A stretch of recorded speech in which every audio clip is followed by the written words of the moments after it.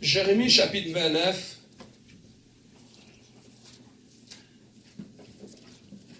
Chapitre 29, verset du 11e jusqu'au verset 14. Jérémie chapitre 29, du verset 11 jusqu'au verset 14. Est-ce que nous sommes tous là? Amen. Je lis au nom de notre Seigneur Jésus-Christ. Amen. Amen.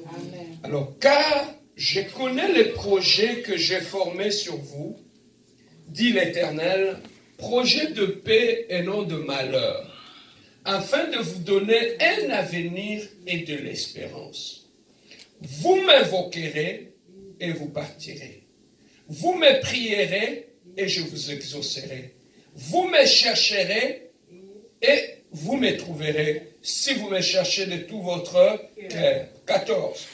Je me laisserai trouver par vous, dit l'Éternel.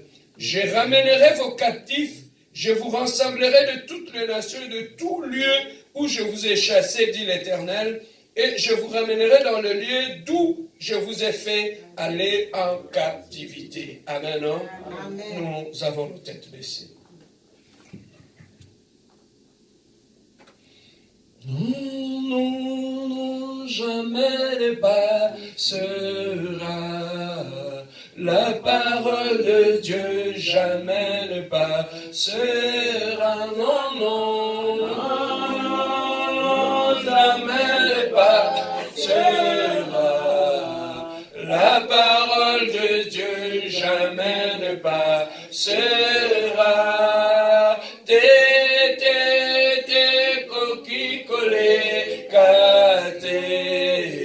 Lilo banzambe koki kole kate tete koki kole kate lilo banzambe koki kole kate. Éternel Dieu de gloire, donne à tout un chacun de nous un entendement de disciples. Seigneur, donne-nous l'humilité du cœur, afin que nous puissions recevoir ta parole et que cette parole puisse trouver une place dans nos cœurs. Éternel, nous ne sommes pas venus écouter un homme, mais nous sommes venus t'écouter. Toi, l'enseignant par excellence. Laisse que tout ce qui est d'intellectualisme, tout ce qui est de l'homme, puisse disparaître afin que le divin puisse apparaître, Éternel.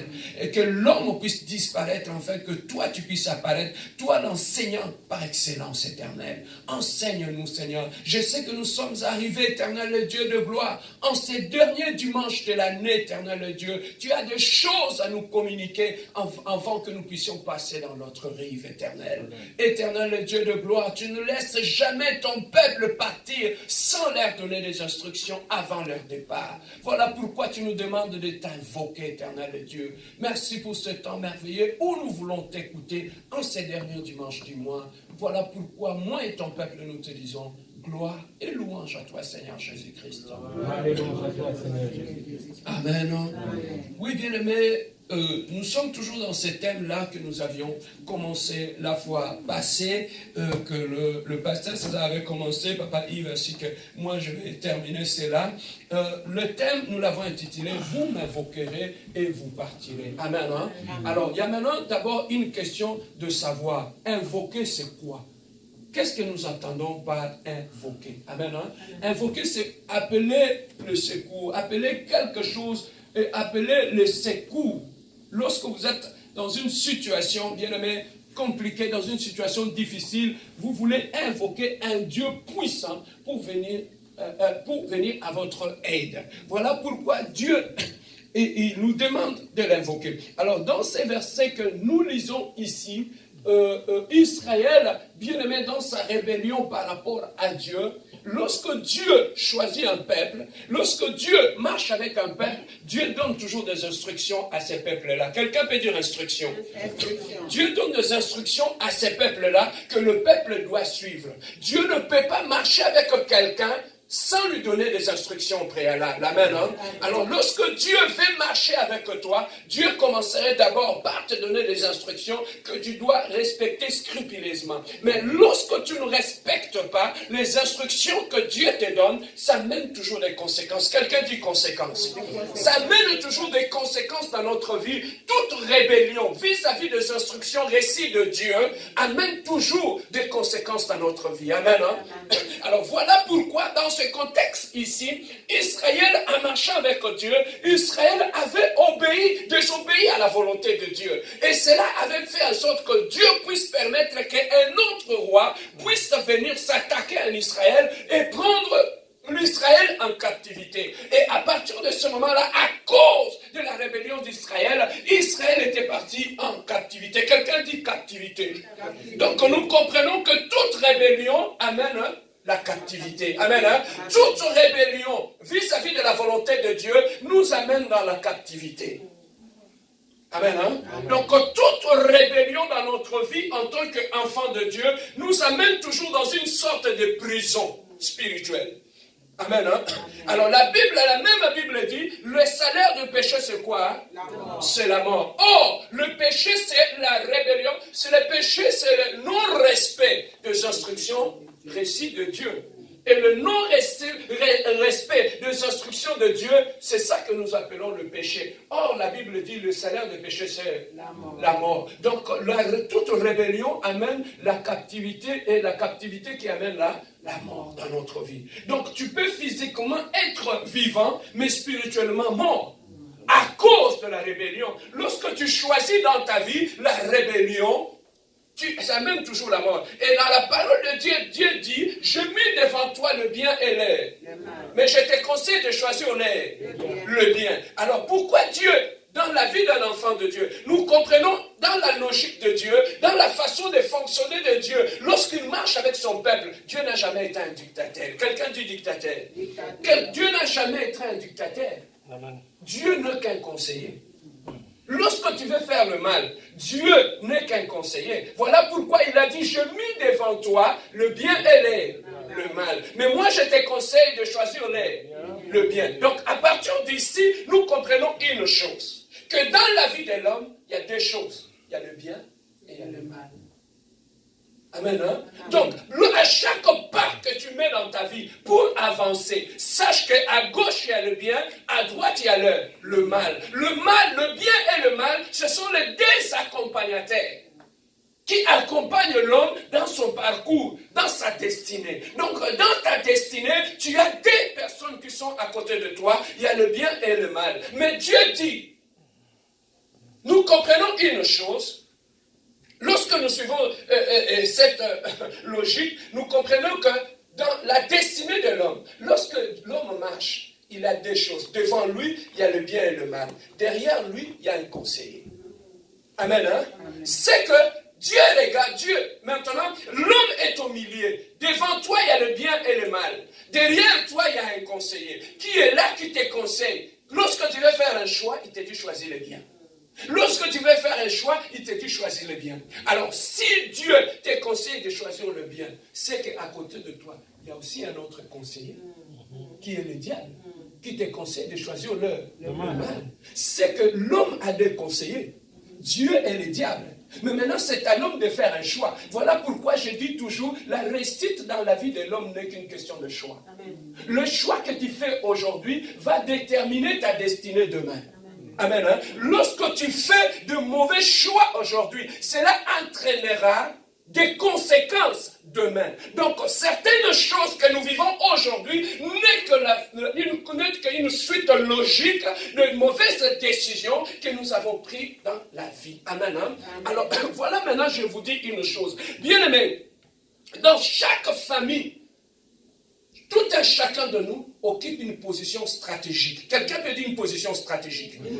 Alors, lorsque tu occupes une position stratégique, comme celui de Joseph, où la destinée de toute la famille est entre tes mains, ou quand tu occupes une position stratégique comme celui de David, où la destinée de toute une nation était entre ses mains, où tu occupes la destinée,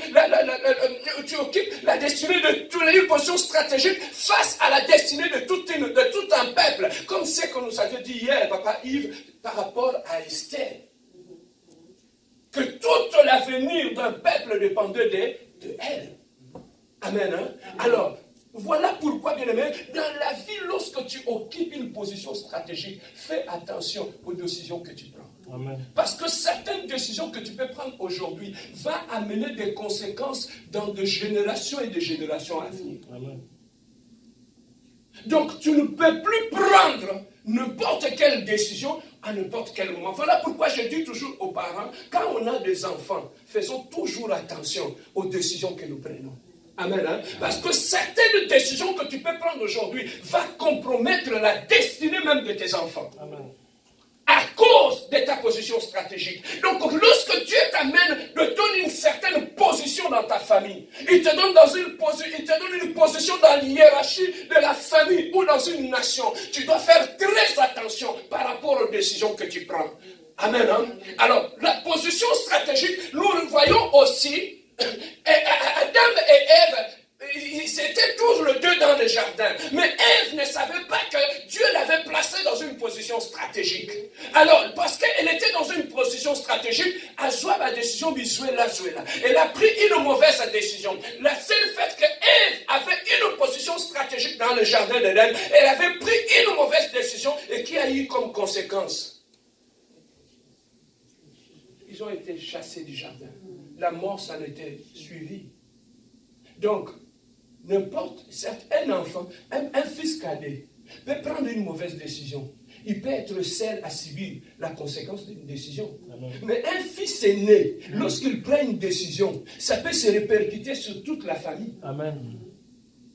Amen. Amen. Donc, la position que tu as, que Dieu te donne vis-à-vis de ta famille, vis-à-vis de ta maison, vis-à-vis de ton travail, peut avoir des répercussions sur l'autre génération. Il y a beaucoup de gens aujourd'hui qui souffrent, tout simplement parce que les gens qui avaient une position stratégique dans la famille, ils ont pris toute une série de mauvaises décisions qui ont fait un effet d'entraînement dans toute la famille et qui ont mis la famille à genoux. Certaines familles ont été des familles bénies de Dieu.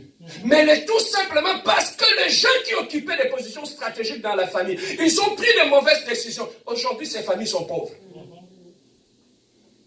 Joseph, il avait une position stratégique. Ils étaient tous nés dans la même famille.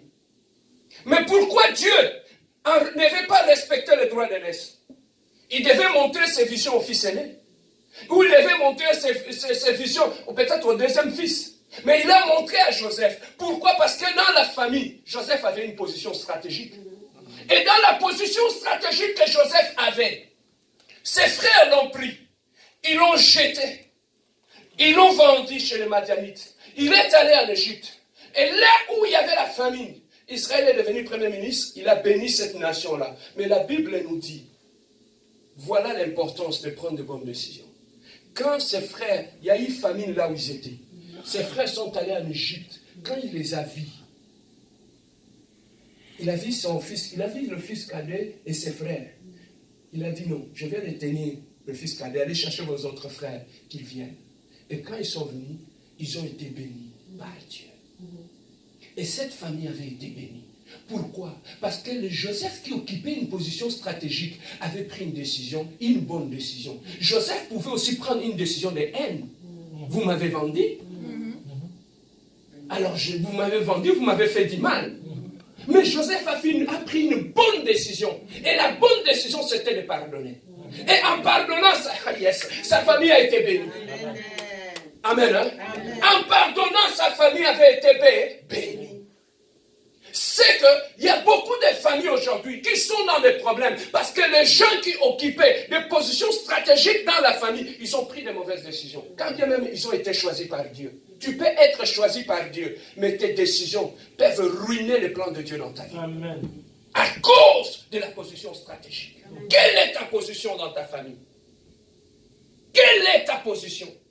Dieu peut t'amener dans cette nation. Mais Dieu te dit que tu as une position stratégique dans cette famille. Par toi, ta famille va être bénie. Et lorsque tu es arrivé ici, ton comportement, tes agissements, tes décisions ont fait que la bénédiction qui était sur ta tête, tu l'as échappée. Et toute ta famille est restée en Afrique pauvre, alors que tu étais le canal par lequel Dieu allait bénir ta famille. Amen. C'est parce que tu n'as pas compris quelle est la position stratégique dans laquelle Dieu t'avait placé.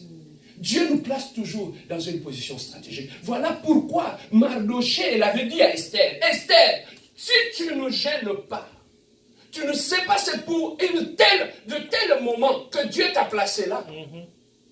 Esther avait oublié que Dieu m'a permis que j'entre dans les sphères du roi.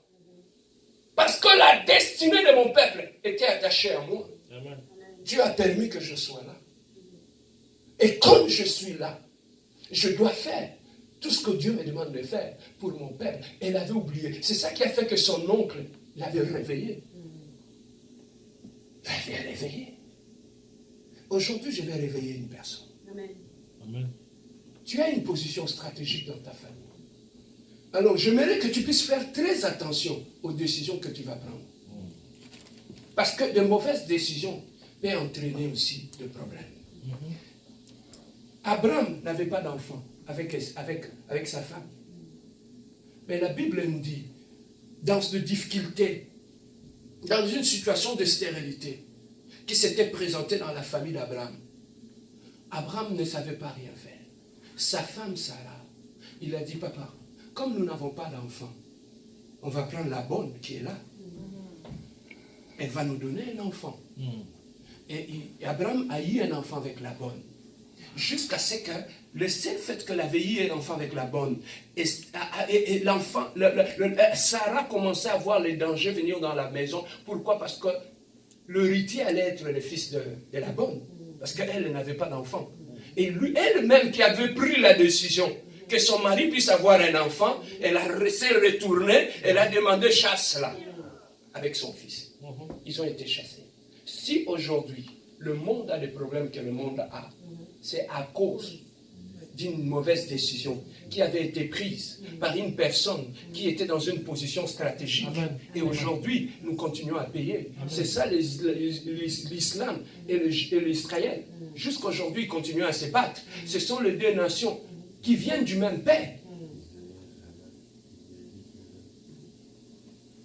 À cause d'une mauvaise décision prise par une personne qui était dans une position stratégique, jusqu'à aujourd'hui, on continue à subir les conséquences. Bien aimé, j'aimerais seulement vous dire que faites très attention aux décisions que tu prends dans ta vie. Tu peux ruiner l'avenir de tes enfants. Tu peux ruiner ta famille. Tu peux ruiner toute une nation, tout simplement à cause d'une mauvaise décision que tu as prise au mauvais endroit. David était un enfant. Il était pauvre physiquement. Il était pauvre physiquement. Mais bien aimé, la Bible nous dit, ces jours-là, la nation, l'avenir de toute une nation était attachée à un petit garçon qui était un fermier. Papa, la position stratégique, ce n'est pas une question d'apparence. Quelqu'un peut être petit, il peut être pauvre, mais spirituellement parlant, occuper une position stratégique. Amen. Et c'est le quoi mis sous terre. Et c'est le quoi moulin. Donc, quelqu'un peut être pauvre, mais quand tu le regardes, il n'y a rien qui brille en lui. Mais spirituellement, il a une position stratégique. Amen. Comme aussi dans une église. Nous pouvons être tous ici. Le pasteur peut être là. Mais Dieu peut placer une personne dans une position stratégique. Voilà pourquoi moi, je ne néglige personne à l'église. Il y avait une église aux États-Unis. Et cette église-là, à chaque fois qu'il priait, l'église allait très bien. Mais jusqu'à ce qu'un jour, une vieille femme qui venait très tôt le matin, elle s'assoyait toujours dans le coin, personne ne faisait attention à elle. Elle priait, elle intercédait avant le culte. Elle priait, elle intercédait avant le culte. Jusqu'à ce que cette femme-là, elle était morte. Et quand ils ont pris le temps de prier, Dieu leur avait dit, ma servante est morte dans l'église. Celle par qui je passais, tout le miracle que vous voyez à l'église, ça passait par la bouche de cette pauvre femme. Elle n'attirait l'attention de personne. Elle ne se mettait même pas ici pour prêcher. Il n'y avait pas, elle ne flashait pas. Elle était dans l'anonymat, assise. Mais tout ce qui s'est passé dans le culte, passé par sa bouche. Pourquoi? Parce que cette pauvre femme, elle avait une position spirituelle stratégique dans l'église. Voilà pourquoi, bien aimé, si tu comprends ces choses, tu ne négligeras pas les gens dans l'église. Amen. Hein? Alors, Dieu a dit, je mis devant toi le bien et le mal. Mais je te conseille de choisir le bien.